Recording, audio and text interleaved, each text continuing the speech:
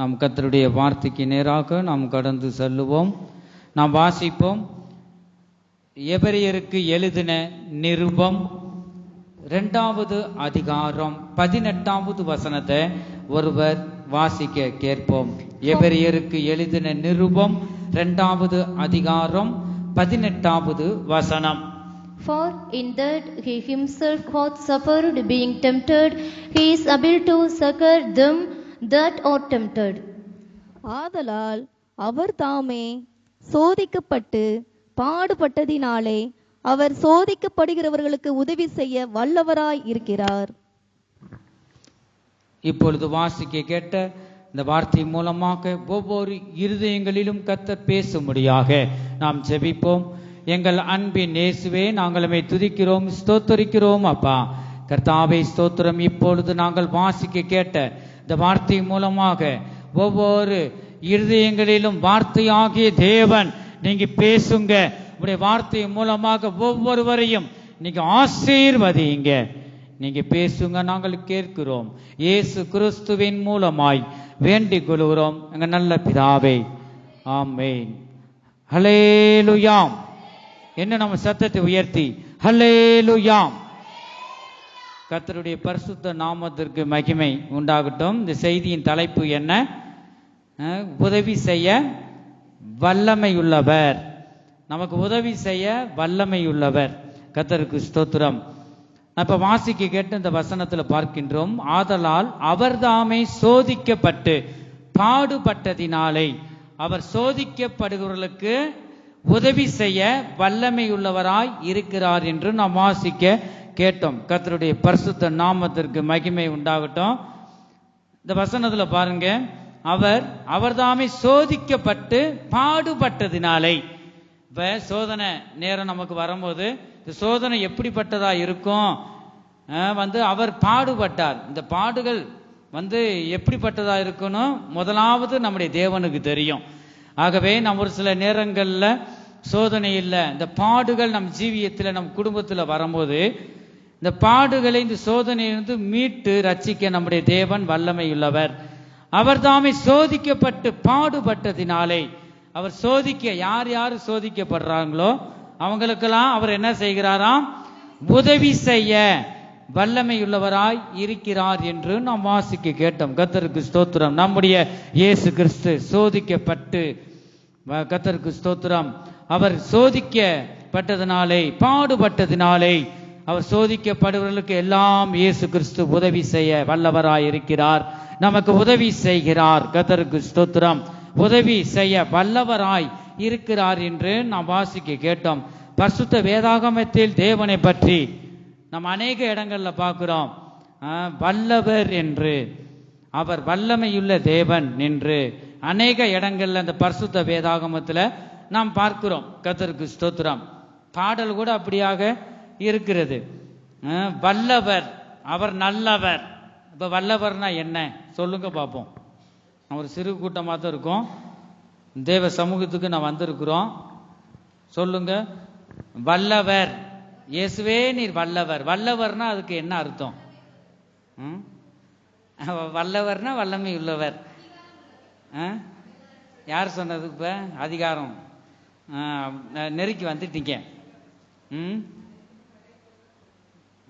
அனைத்தும் படைத்தவர், அதிகாரம் உள்ளவர், மிகுந்த சக்தி உள்ளவர். அதுக்கு நம்ம சொல்ல போனா ஒரு வல்லமை, அப்படி வல்லமை மிகுந்த, அந்த வல்லமை உள்ளவர். வல்லமை உள்ளவர் சொல்றதுக்கு இந்த இடத்துல நாம் பார்க்கிறோம். கர்த்தருக்கு ஸ்தோத்திரம்.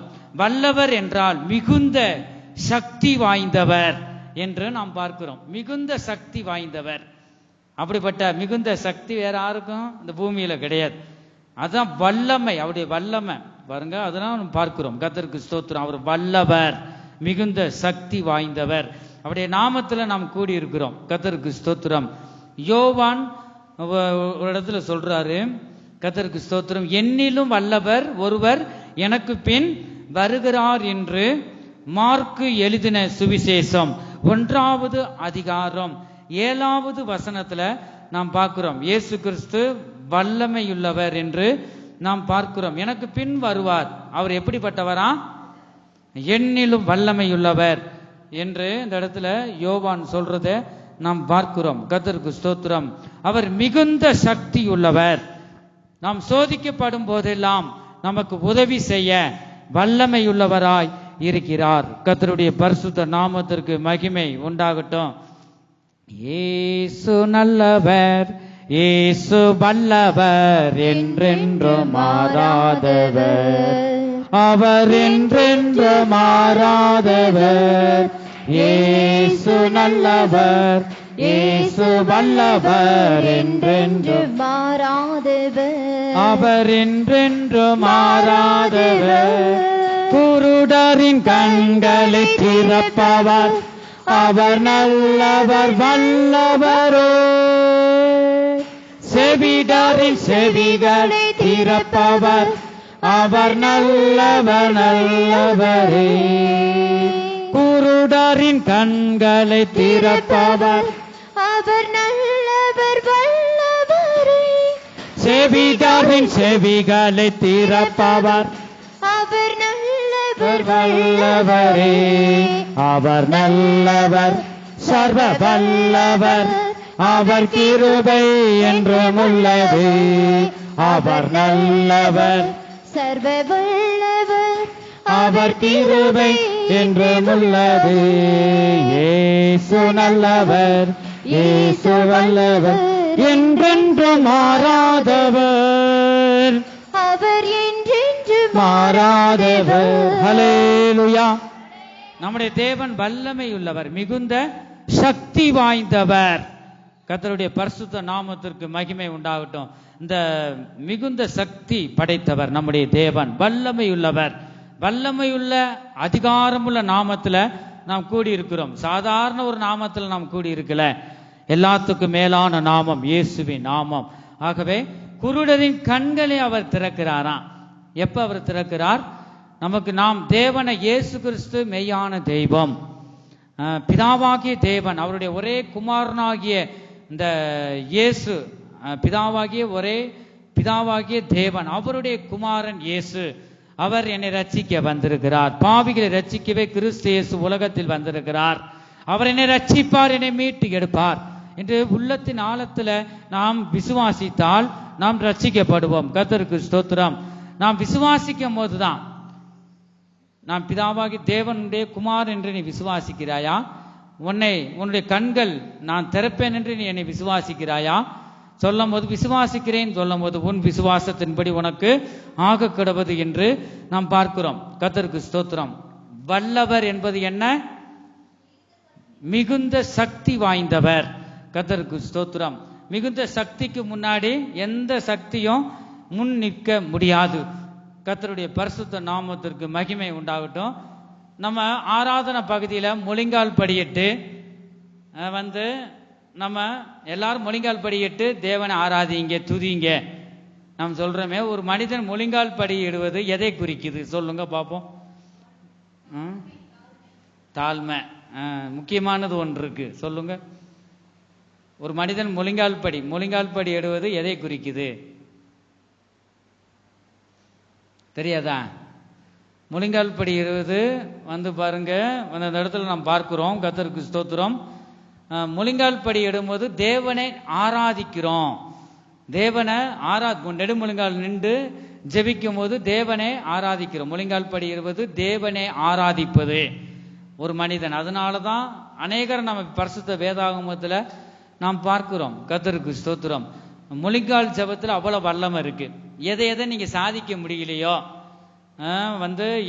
எந்த காரியத்துல மறுபடியும் தோல்வி வருதோ அந்த காரியத்தை தேவ சமூகத்திலிருந்து முழங்கால் படியிட்டு வலது கரத்தை உயர்த்தி ஒரு 5 நிமிஷமோ 10 நிமிஷமோ விடாம வலது கரத்தை உயர்த்தி கர்த்தரை நோக்கி கூப்பிட்டு பாருங்க. ஒரு மனிதன் முழங்கால் படி இடுவது தேவனை ஆராதிக்கிறதை குறிக்கிறது. கர்த்தருக்கு ஸ்தோத்திரம். ஸ்கூல்ல மற்றபடி முழங்கால் படி டீச்சர் சொல்லுவாங்க, முழங்கால் படி வெயில்ல முழங்கால் படியிடு, கல்லு உப்பு போட்டு முழங்கால்ல நிக்க சொல்லுவாங்க. எதுக்காக? ஏதாகிலும் தப்பு பண்ணிருப்பான், அதுக்காக முழங்கால் படி இடுவாங்க. பரிசுத்த வேதாகமத்தில் நாம் பார்க்கிறோம். முழங்கால் படி இடுவது தேவனை ஆராதிக்கிறதை குறிக்கிறது. கர்த்தருக்கு ஸ்தோத்திரம். முழங்கால் படி இடுகிறது எதை குறிக்குது? தேவனை ஆராதிப்பதை குறிக்கிறது. ஆண்டவரே, உம்முடைய வார்த்தைக்கு நான் கீழ்ப்படியாம நான் காணப்பட்டிருப்பேன். என் நாவுல நீங்க இந்த நாவை, இந்த வாயை தந்தது உம்மை துதிப்பதற்காகவே. இந்த நாவுனால அநேகரை நான் தப்பா நான் சிந்திச்சிருப்பேன். இந்த சிந்தை பொல்லாதவைகளில் போயிருக்கும். இந்த நாவு கெட்ட வார்த்தை பேசியிருக்கோம். நான் பாவி ஆண்டவரே, ஆனா நீங்க மன்னியுங்க. இந்த முழங்கால் படியிட்டு கர்த்தரை நோக்கி கூப்பிடும் போது இந்த பிள்ளை முழங்கால் படியிட்டு விடாம என்னை நோக்கி கூப்பிடுதே, அவர் நோக்கி பார்ப்பார். இந்த யாக்கோபு பாருங்க, நரம்பு கூட எழுதுகிருச்சு, அது விடல. முழங்கால் படியிட்டு விடிய விடிய விடிய போது என்னை விடு. கர்த்தர் சொல்லும் போது நான் விட மாட்டேன், நீர் என்னை ஆசீர்வதித்தாலுடைய நான் உன்னை விட மாட்டேன். பாருங்க, அப்படி முழங்காலில் எதை நம்ம சாதிக்கலாம் என் ஜனமே. கர்த்தருக்கு ஸ்தோத்திரம். ஆகவே ஒரு மனிதன் முழங்கால் படி இடுவது தேவனை ஆராதிக்கிறதை குறிக்கிறது.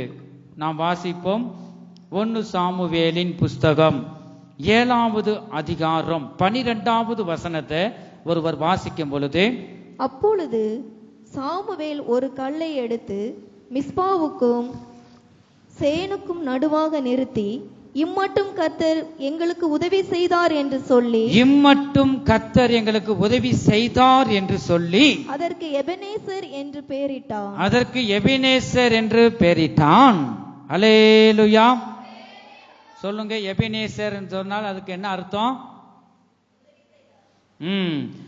பாருங்க, உதவி செய்யும் கர்த்தர். எபினேசர் என்பது உதவி செய்யும் கர்த்தர். இந்த இடத்துல நாம் பார்க்கிறோம், இம்மட்டும் கர்த்தர் எங்களுக்கு உதவி செய்தார் என்று சொல்லிதான் அதற்கு எபினேசர் என்று பெயரிடுகிறதை நாம் பார்க்கிறோம். நாம் ஒவ்வொரு எபினேசரை, இம்மட்டும் எங்களை நடத்தி வந்தீங்களே, இம்மட்டும் எங்களுக்கு உதவி செய்தீங்களே. இந்த பூமியில ரட்சிக்கப்பட்ட தேவனுடைய பிள்ளைகளுக்கு தேவனை அன்றி வேற உதவி, மனுஷனுடைய உதவி விருதா என்று வேதம் சொல்லுது. ஆகவே தேவனுடைய உதவி ஒரு மனுஷனுக்கு மிக மிக அவசியம். கர்த்தருக்கு ஸ்தோத்திரம். ஆகவே இவர் பாருங்களேன், அவர் சொல்றதை நாம் பார்க்கிறோம், இம்மட்டும் கர்த்தர் எங்களுக்கு உதவி செய்தார் என்று சொல்லுவதை பார்க்கிறோம். எபெனேசர் என்றால் உதவி செய்யும் கர்த்தர். இம்மட்டும் கர்த்தர் எங்களுக்கு உதவி செய்தார் என்று சொல்லி அதற்கு எபெனேசர் என்று பெயரிட்டான் என்று நாம் வாசிக்கிறோம். இம்மட்டும் நம்மை நடத்தின தேவன் இனிமேலும் நடத்த வல்லமையுள்ள தேவனாய், மிகுந்த சக்தி வாய்ந்தவராய் இருக்கிறார். நமக்கு அவர் உதவி செய்வார். முடிவு வரையும் நம்மை நடத்துவார், நமக்கு உதவி செய்வார். கர்த்தருடைய கரம் நம்மை நித்தமும் நடத்தும் என் ஜனமே. கர்த்தருக்கு ஸ்தோத்திரம். இம்மட்டும் உதவின எபினேசரே இனியும் காத்திடுவார். இம்மட்டும் உதவின எபினேசரே இனியும் காத்திடுவார். உலகிலே இருக்கும் அவனை விட என் தேவன் பெரியவரே. உலகிலே இருக்கும் அவனை விட என் தேவன் பெரியவரே. இம்மட்டும் உதவின எபினேசரே இனியும் காத்திடுவார். இம்மட்டும் உதவின எபினேசரே இனியும் காத்திடுவார். உலகிலே இருக்கும் அவனை விட என் தேவன் பெரியவரே. உலகிலே இருக்கும் அவனை விட என் தேவன் பெரியவரே. ஹல்லேலூயா. இம்மட்டும் உதவின எபெனேசர், இந்த கர்த்தர் நமத்திலே அவர் பேசிக் கொண்டிருக்கிறார். இந்த கால வேளையில் எத்தனை பேர் இந்த எபெனேசர், இம்மட்டும் என்னை நடத்தி வந்த எபெனேசரே, கர்த்தாவே உமக்கு நன்றி ஆண்டவரே. எத்தனோ ஆபத்திலிருந்தும் விலக்கி இங்க காத்து கொண்டீங்க. எத்தனோ காரியங்கள்ல எனக்கு உதவி செய்தீங்க. திருமண காரியம், மற்ற கடன் பிரச்சனையிலிருந்தும் விடுவித்து நீங்க எனக்கு உதவி செய்தீங்க. எத்தனோ வேலையிலும் கூட கர்த்தருடைய கரம் நம்மளை நடத்தி வந்ததை எத்தனை பேர் இந்த கால வேளையில நாம் அதை சிந்தித்து பார்க்கிறோம். அவருடைய தயவு, அவருடைய கிருபை இல்லாமல் இந்த பூமியில ஒரு மனிதனும் வாழ இயலாது. இம்மட்டும் உதவின அந்த எபெனேசர், அந்த கர்த்தர் முடிவு வரையும் நம்மளை காத்து அவர் வழி நடத்த வல்லமையுள்ள தேவனாக இருக்கிறார். தேவனுக்கு மகிமை உண்டாகட்டும். இயேசு பாருங்க, உலகத்தின் பாவத்தை சுமந்தவராய் சிலுவையில் தொங்கிக் கொண்டிருந்த அந்த வேளையில் பிதாவாகிய தேவன் பாவிகளை தேவன் நேசித்தாலும் பாவத்தை பாராத அவர் சுத்த கண்ணனாய் காணப்படுகிறார். கர்த்தருக்கு ஸ்தோத்திரம். தம்முடைய முகத்தை தன் நேசகுமாரனுக்கு அந்த மறைத்ததை நாம் பார்க்கிறோம். என் தேவனை ஏன் என்னை கைவிட்டீர் என்று அந்த இயேசு கிறிஸ்து இந்த கல்வாரி சிலுவையிலே கதறுவதை நாம் பார்க்கிறோம். கர்த்தருக்கு ஸ்தோத்திரம். அந்த பிதாவாகிய தேவன் அவர் நேசிக்கிறார், பாவிகளை நேசிக்கிறார். ஆனால் அதே நேரத்தில் சுத்த கண்ணனாய் இருக்கிறார். கர்த்தருக்கு ஸ்தோத்திரம்.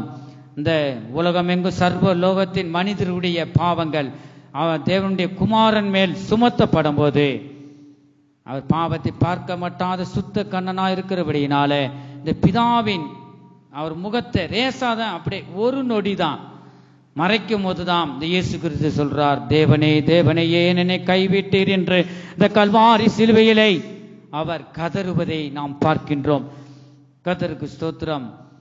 அவருடைய கூப்பிடுதலுக்கும் மறு உத்தரவு கொடுக்கவில்லை. இந்த கல்வாரி சிலுவையிலே தேவனே நீ ஒருவர் தான் என்னை கைவிடாம இருந்தீங்க.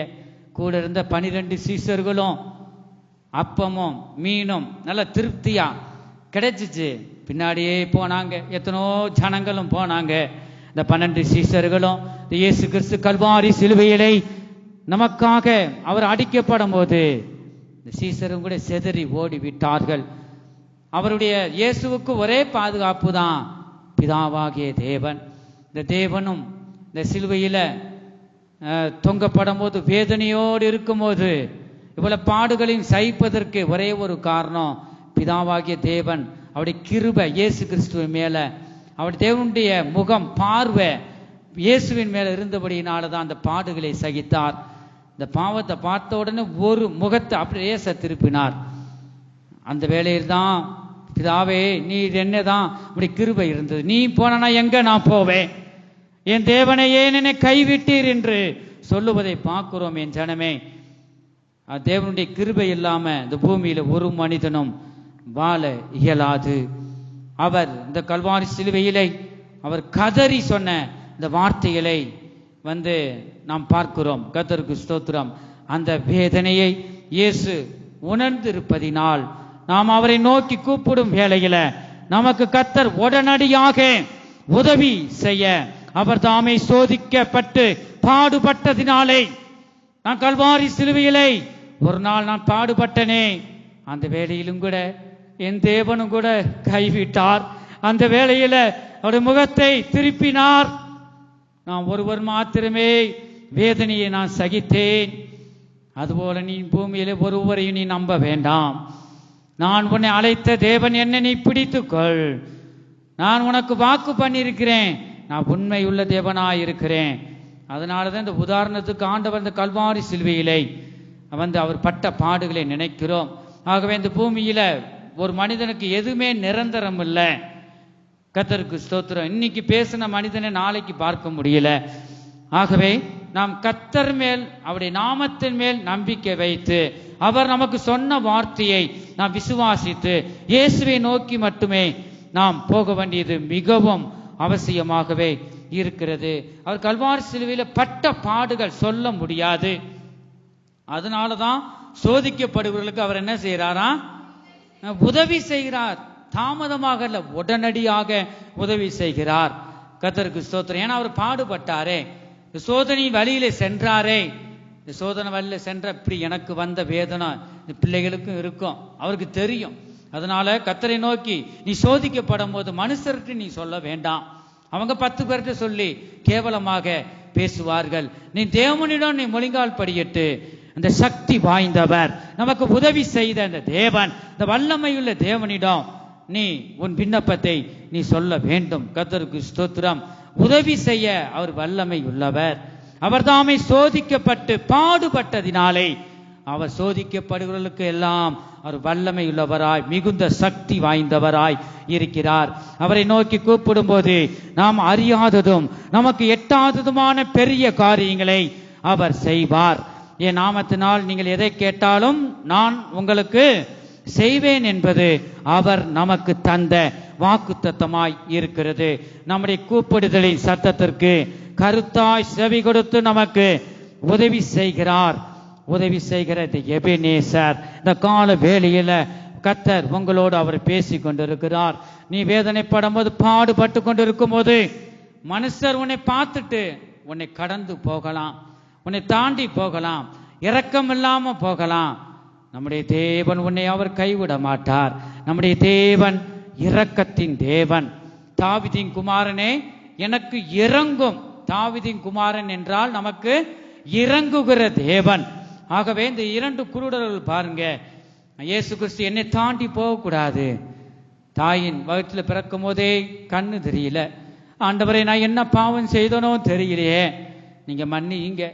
இந்த இயேசு கிறிஸ்து அந்த வழியாக வருகிறார் என்று அவர்கள் கேள்விப்பட்டு, தாவீதின் குமாரனே எனக்கு இறங்கும் என்று அவங்க கூப்பிட்டார்கள் என்று நாம் பரிசுத்த வேதாகமத்தில் நாம் வாசிக்கிறோம். இந்த சத்தத்தை கேட்டு கர்த்தர் அவங்க கண்களை தொட்டு திறந்தார், பார்வை அடைந்து இயேசுவுக்கு பின் சென்றார்கள் என்று நாம் பார்க்கிறோம். கர்த்தருடைய பரிசுத்த நாமத்திற்கு மகிமை உண்டாகட்டும்.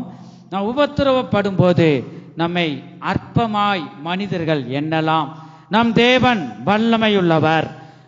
அவர் நம்மை அற்பமாய் எண்ண மாட்டார். என் ஜனமே, யாரையும் புறம்பை தள்ளுவதில்லை. அவர் சிலுவையில் தொங்கிக் கொண்டிருந்த வேளையில் மனுஷரால் நிந்திக்கப்பட்டும் இருந்தார். அவரை பார்க்கிறவர்கள் எல்லாரும் பரியாசம் பண்ணினார்கள். கர்த்தருக்கு ஸ்தோத்திரம். இந்த பரியாசம், இந்த இரண்டாவது உபத்திரவம், அதெல்லாம் கல்வாரி சிலுவையில் அவர் பாடுபட்டார். அதனாலதான் நாம் சோதிக்கப்படும் போது, அவர் பாடுபட்டதுனால சோதிக்கப்படுபவர்களுக்கு அவர் உதவி செய்ய வல்லமை உள்ளவராய் இருக்கிறார். ஆகவே இந்த வசனத்தை பிடித்து கொண்டு எப்ப நமக்கு உபத்திரவம் வருதோ, சோதனைகள் வருதோ, கர்த்தாவே நீங்க எனக்கு உதவி செய்யுங்கப்பா. திராணிக்கு மேலாக சோதிக்கப்பட ஒரு நாளும் அவர் விடமாட்டார். கர்த்தருக்கு ஸ்தோத்திரம். ஒருவனையும் அவர் புறம்பே தள்ளுவதில்லை என்று நாம் பார்க்கிறோம். கர்த்தருக்கு ஸ்தோத்திரம். அவர் கல்வாரி சிலுவையில் நிந்திக்கப்பட்டு இருந்தாருங்க. அவரை பார்க்கிறவர்கள் எல்லாரும் பரியாசம் பண்ணினார்கள். யோபின் வந்து உபத்திரவத்தை பரிசுத்த வேதாகமத்தில் நாம் வாசிக்கிறோம். நீங்க வீடுகள்ல இருந்து பாருங்க, இந்த யோபின் சரித்திரம் படைத்தார். அந்த உபத்திரவத்தின் வழியாக தேவனை தூசிக்கலையா. நமக்கு ஒரு சோதனை வரும்போது, ஒரு இழப்பு குடும்பத்துல வரும்போது, ஏதாவது ஒன்று வந்துட்டா ஆண்டவர் கண்ணு இல்லை, அவர் என்னை நோக்கி பார்க்கல பாருங்க, பின்வாங்கி போறோம். எதுக்கு? சின்ன சின்ன அற்ப காரியத்துக்கு. ஆனா யோபு பாருங்க 10 பிள்ளைகளையும் இழந்தார். மனைவி கூட தேவனுடைய நாமத்தை நீ தூசித்துட்டு ஜீவனை விடும். அப்ப கூட பாருங்க வந்து கர்த்தரை கைவிடல. என் தேவன் உதவி செய்வார், என் சோதனையிலிருந்து அவர் என்னை மீட்டி எடுப்பார் என்று இந்த யோபு பாருங்க. யோபு மாதிரி முன்னும் பின்னும் அப்படிப்பட்ட மனிதன். அவருக்கு வந்த இந்த பரிசுத்தவானுக்கு யோபுக்கு வந்த அந்த ஒரு பாடுகள் ஒருவரும் அனுபவிக்கல. கர்த்தருக்கு ஸ்தோத்திரம். ஆக அப்படிப்பட்ட எலும்பு தான் இருக்கு. ஓட ஒத்து சுரன்றார். வீட்டை விட்டு அரண்மனையிலிருந்து வெளியில விட்டு அங்க எல்லாத்தையும் இழந்தார். கர்த்தருக்கு சாம்பலில் உட்கார்ந்தார். அது பார்க்க வந்த சிநேகிதார் அவங்களும் வந்து ஒரு ஆதரவான வார்த்தையை சொன்னாங்களா? இல்ல, மறுபடியும் புண்படுத்துற மாதிரி பேசுகிறதை நாம் பார்க்கிறோம். ஆகவே இப்படிலாம் ஒரு மனிதனா வரும். தேவனை பின்பற்றுவர்களுக்கு உபத்திரவங்கள் உண்டு. இந்த பூமியில உங்களுக்கு என்னதான் உண்டா? உபத்திரவங்கள் உண்டு. ஆனாலும் நீங்கள் திடன் கொள்ளுங்கள் என்று சொன்னார். ஆகவே இந்த யோபின் சரித்திரத்தை நீங்க வீடுகளை வாசித்து பாருங்க. 2 நாளாகமம் 14வது அதிகாரம் 11வது வசனத்தை நான் வாசிக்கும் பொழுது, 2 நாளாகமம் 14வது அதிகாரம் 11வது வசனம். ஆசாம் தன் தேவனாகிய கர்த்தரை நோக்கி கூப்பிட்டு, கர்த்தாவே. ஆசா யாரை நோக்கி கூப்பிட்டாரா? கர்த்தரை நோக்கி கூப்பிட்டு, கர்த்தாவே பலனுள்ளவனுக்காகிலும், கர்த்தாவே பலம் உள்ளவனுக்காகிலும், பலனற்றவனுக்காகிலும் உதவி செய்கிறது உமக்கு லேசான காரியம். உதவி செய்கிறது உமக்கு லேசான காரியம். எங்கள் தேவனாகிய கர்த்தாவே, எங்கள் தேவனாகிய கர்த்தாவே எங்களுக்கு துணை நில்லும், எங்களுக்கு துணை நில்லும். தாசா பாருங்க, முன்பாக வந்து சத்துரு சேனை, திரளான ஒரு சேனை வந்திருக்கு. தாசா என்ன செஞ்சாரு? ஆண்டவரே, நடக்கவே எனக்கு சக்தி இல்லை, என்னால அந்த பெரிய சேனையை ஜெயிக்க முடியாது, இந்த ஜெபம் பாருங்க, என்னால முடியாது. அவர் என்ன செஞ்சிட்டாரு? தேவனுடைய நாமத்தை உயர்த்துற. உன்னால தான் முடியும், உன் நாமத்தை சொல்லிட்டேன், நீ அதுல அந்த சேனையில எங்களுக்கு வெற்றியை நீ தரலனா நீ தான் தோத்து போயிட்ட, எனக்கு ஒண்ணும் இல்லை. இந்த ஜெபம் அதுதான் குறிக்குது. கர்த்தருக்கு ஸ்தோத்திரம். உமக்கு இது லேசான காரியம், எங்கள் தேவனாகிய கர்த்தாவே எங்களுக்கு துணை நில்லும். துணை நில்லும். இங்க வா, என் பக்கம் வா, எங்க சைடு வா, எங்க சைடு துணை நில்லும், எங்களுக்கு ஜெயத்தை தாங்க என்று அவருடைய ஜெபம் இருக்கு. உம்மை சார்ந்து உம்முடைய நாமத்தில் ஏராளமான இந்த கூட்டத்திற்கு எதிராக வந்தோம்.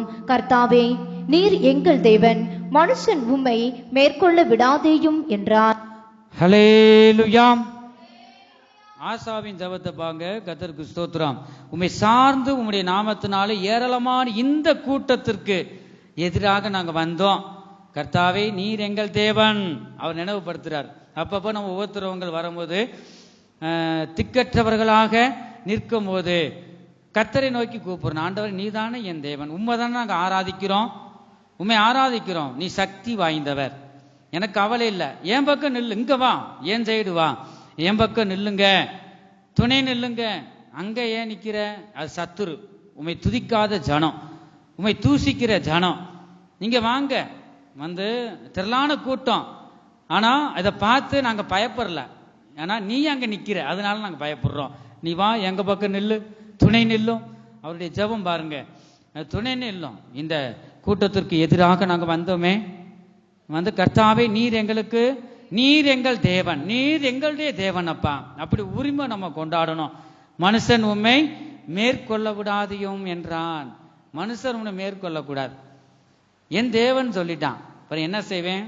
எப்படியாவது வெற்றியை ஜெயத்தை தரணும். அப்படிதான் நாம் பார்ப்போம். கர்த்தருக்கு ஸ்தோத்திரம்.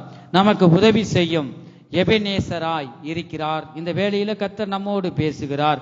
சங்கீத புஸ்தகம் 60வது சங்கீதம் 11வது வசனத்துல நான் வாசிக்கும் பொழுது, சங்கீத புஸ்தகம் 60வது சங்கீதம் 11. இக்கட்டில் எங்களுக்கு உதவி செய்யும். இக்கட்டில் எங்களுக்கு உதவி செய்யும். இக்கட்டு, உங்களுக்கு இக்கட்டின் காலங்களை பற்றி ஒரு நேரத்துல கர்த்தருடைய வார்த்தை நாம் கேட்டோம். ஒரு நாள் நாம் விரிவாக அதை பற்றி நாம் பார்க்கலாம். என்னென்ன காலம் வந்து காலத்தை பற்றி ஆண்டவர் வைத்திருக்கிறார். உட்கார காலம் உண்டு, பேச காலம் உண்டு, கிருபையின் காலம், நிறைய காலம் இருக்கு. 10 காலங்களை பற்றி பரிசுத்த வேதாகமத்துல பார்க்கிறோம். இப்ப இருக்கிறது கிருபையின் காலம். இந்த கிருபையின் காலம் முடிய போகுது. அதனாலதான் பூமியில அக்கிரமம், எங்க பார்த்தாலும் அக்கிரமங்கள் நடக்குது, பூமி அதிர்ச்சிகள், ஜாதி கலவரம். இதெல்லாம் ஏன் நடக்குதுன்னா, இந்த மத்தேயு சுவிசேஷத்துல தேவன் நடக்க போறத சொல்லிட்டு போனார். யுத்தங்களின் செய்திகளையும் கேள்விப்படுறீங்க. இந்த நாட்கள்லாம் பார்த்துக்கிட்டு இருக்கோம். இது மூலமாக கர்த்தருக்கு ஸ்தோத்திரம், கேஸ் கூட நமக்கு கிடைக்கல, ரொம்ப அரிதாக இருக்கு.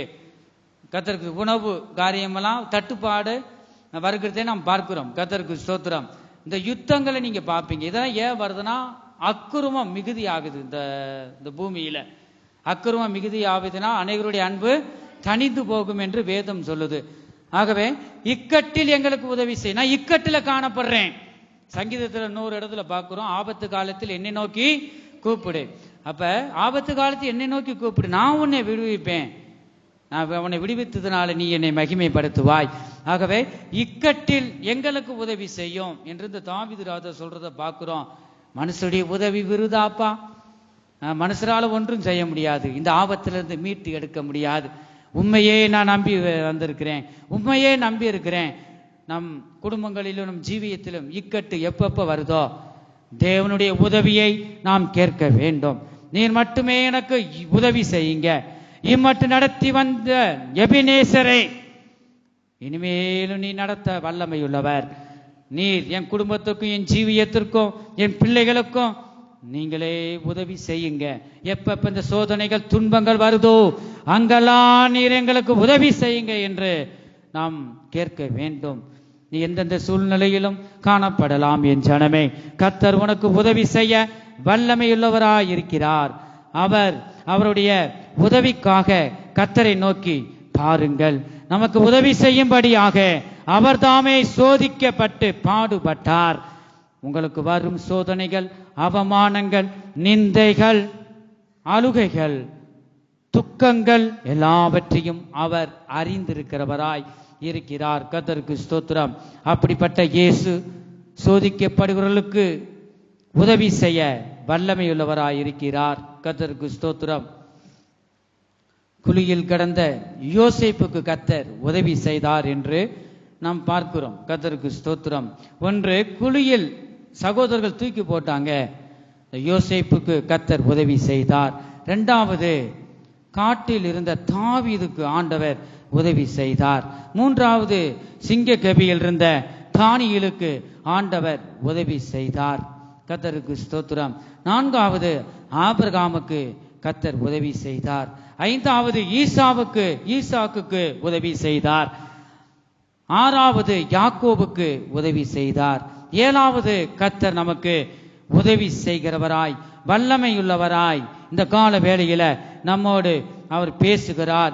இம்மட்டும் நடத்தி வந்தார், இனிமேலும் அவர் நடத்தி வர வல்லமையுள்ள தேவன். இந்த பரிசுத்த வேதாகமத்தில் அநேகருக்கு அவர் உதவி செய்தார், நமக்கும் உதவி செய்து கொண்டு இருக்கிறார். நம் சோதனைகள் வரும்போது ஒரு சில காரியங்களை நம்மளே எவ்வளவுதான் படிப்பு அறிவு எல்லாம் இருந்தாலும் ஒரு சில காரியங்களை நம்ம ஏமாந்து போய் விடுவோம். அப்படி பாருங்க, அப்படி ஆலோசனை கேட்காம திடீர்னு அவசரத்தில் ஏதாகிலும் நம்ம செய்கிறதுனால அது மூலமாக நம்ம சோதிக்கப்படுறோம். கர்த்தருக்கு ஸ்தோத்திரம். என் பிள்ளை தெரியாம செஞ்சிருச்சு, அப்படியே விட்டு விட மாட்டார், மன்னித்து கர்த்தர் அந்த காரியத்திலிருந்து இந்த சோதனையிலிருந்து அவர் மீட்டு எடுக்கிறார். கர்த்தர் உதவி செய்கிறார். கர்த்தருக்கு ஸ்தோத்திரம். ஒரு மனிதன் இந்த பூமியிலே இரண்டு விதமான சோதனையை பற்றி நாம் பார்க்கிறோம். இரண்டு விதமாக மனிதன் சோதிக்கப்படுகிறான். ஒன்று, தேவன் வைக்கும் சோதனை. கர்த்தருக்கு ஸ்தோத்திரம். ஆதியாகமம் 22வது அதிகாரம் 1வது வசனத்துல பார்க்கிறோம். தேவன் ஆபிரகாமை சோதித்தார் என்று அந்த வசனத்துல வாசிக்கிறோம். இரண்டாவது, ஒரு மனிதன் தன் சுய இச்சையினாலே சோதிக்கப்படுகிறான் என்று யாக்கோபு எழுதின பொதுவான நிருபம் 1வது அதிகாரம் 13-14 இந்த வசனத்துல நாம் பார்க்கிறோம். ஒன்னு, தேவன் வைக்கும் சோதனை. தேவன் ஆபிரகாமை சோதித்தார். எப்படி? குழந்தைக்காக ஆண்டவரே எல்லாம் நீங்க கொடுத்துட்டீங்க, ஒரு கற்பத்தின் கனியை ஒரு குழந்தைய கொடுங்கப்பா, சீமானா நல்லா உயர்த்திட்டீங்க, எவ்வளவு பணம் இருந்து எனக்கு என்ன, ஒரு குழந்தை இல்லை, வேலைக்காரனுக்கு கூட குழந்தை என்னது இருக்கு, எனக்கு இந்த பாக்கியத்தை தாங்க. ஒரு குழந்தை கூட இல்லாம அவ்வளவு சொத்தையும் ஆண்டு கொண்டு போறதுக்கு என்ன வெறுப்பா இருக்கு. எப்ப இருந்தே கேட்கிறாரு, அவ்வளவு வயசுலயும். கர்த்தருக்கு ஸ்தோத்திரம். 100 வயசுலயும் கேட்கிறாரு. ஆண்டவர் ஆபிரகாமுக்கு வாக்கு பண்ணிட்டார். கர்த்தருடைய பரிசுத்த நாமத்திற்கு மகிமை உண்டாகட்டும். ஈசாக்கு ஆண்டவர் கொடுத்தார், ஒரே பையனை ஆண்டவர் கொடுத்தார். ரொம்ப வருஷத்துக்கு பிறகு பிறந்ததுனால பிள்ளை மேல பாசம். கடைசிக்கு ஆண்டவரவே வேதத்தில் நீங்க படிச்சு பார்த்தீங்கன்னா 10 வருஷமோ 15 வருஷமோ என்று பார்க்கிறோம். தேவனுக்கு பலியிடுறது, மற்றபடி தேவனை ஆராதிக்கிறது, அப்படியே பிள்ளை நினைச்சு எந்நேரமோ கொஞ்சிக்கிட்டே இந்த பிள்ளை ஈசாக்கு ரொம்ப வருஷம் கழிச்சு ஆண்டவர் கொடுத்தாரே, தேவனை மறந்துட்டான். கர்த்தருக்கு ஸ்தோத்திரம். தேவனுடைய அன்பு குறைஞ்சிருக்கு. எவ்வளவு? 100% இருந்தா அதுல ஒரு 50, சரி பாதிக்கு பாதி குறைஞ்சிருச்சு. இந்த அன்பு எங்க தான் போச்சு? பிள்ளை மேல போயிருச்சு. கர்த்தருக்கு ஸ்தோத்திரம். என்னிலும் அதிகமாக நீங்க நேசித்தா அது உங்களுக்கு கண்ணியாக இருக்கும் என்று வேதத்துல நான் வாசிக்கிறோம். அதனாலதான் தேவன் என்ன செஞ்சாரு? சோதித்தா. அந்த நீங்க வீட்டுல இருந்து நீங்க படிச்சு பார்த்தீங்கன்னா, ஒரே குமாரனை நேசகுமாரன் எனக்கு பலியிடு என்று ஆண்டவர் சொன்னார். என்னடா அது திடீர்னு சொல்லும் போது பாருங்க. ஆனா கீழ்ப்படிந்தார், இந்த ஆபிரகாம கீழ்ப்படிந்தார். இருந்தாலும் மனசுல வேதனை இருந்திருக்கலாம். இந்த சோதனை அவன் ஆபிரகாமுக்கு வச்ச சோதனை, அது மாதிரி நம்ம ஒவ்வொருவரும் வந்திருக்கிறோம். அதே சோதனை தான் உங்களுக்கு வரணும் இல்லை. உங்களுக்கு கொடுத்த ஒரே பிள்ளைய பலியிடுந்தோடனே நீங்க பலியிடுவீங்களா? என்ன சொன்னேன் இன்னொரு சொல்லு, பலியிடவா? எவ்வளவு 10 மாதம் சுமந்து பெற்றிருக்கேன் மகளே, நான் தானே உனக்கு பிள்ளைய கொடுத்தேன், உன் கற்பம் அடைத்து இருந்தது நான் தானே கொடுத்தேன், நான் சொல்றது கீழ்ப்படி. ஆண்டவர் சொன்னா நீ சொல்றதெல்லாம் கீழ்ப்படிய முடியாது. ஏன்னா நம்ம கை பத்திக்கிட்டோம் பிள்ளைய. கர்த்தருக்கு ஸ்தோத்திரம். அவருடைய கரத்துல தான் நம்ம பிள்ளை இருக்குன்னு அந்த அறிவு நமக்கு இல்லை. நம்மனா சொல்லியிருப்போம். ஆனா அந்த ஆபிரகாமும் மனதுல வேதனை இருக்கும், ஆனா அதையும் செய்தார். கர்த்தருக்கு ஸ்தோத்திரம். இந்த பட்டயத்தை தூக்கி வந்து பலியிடும் போது, ஆபிரகாமே பாருங்க, சத்தம் வானத்திலிருந்து கேட்டுச்சு. கர்த்தருக்கு ஸ்தோத்திரம். உன்னை சோதிச்சேன், சரி என் மேல நீ பிரியமா இருக்கிற, உன் பாசம் உன் அன்பெல்லாம் பிள்ளைய மேல போயிருச்சு, உனக்கு குழந்தைய கொடுத்த உடனே என்ன நீ பாதி மறந்துட்டிய, அதனால உன்னை சோதிச்சேன், சரி நீ வெற்றி அடைஞ்சிட்ட. அதுக்கு பின்னாடி நீங்க வாசித்தீங்கன்னா அடுத்த வசனத்திலே பாருங்க, கர்த்தர் ஆபிரகாம சகல ஆசீர்வாதத்தினாலும் ஆசீர்வதிக்கிறதே பார்க்கிறோம். ரெண்டாவது நம்ம பார்க்கிறோம், மனுஷருக்கு மற்ற சோதனை ஆண்டவர் சோதிக்கிறார். அவர் சோதிக்கிறவர் அல்ல.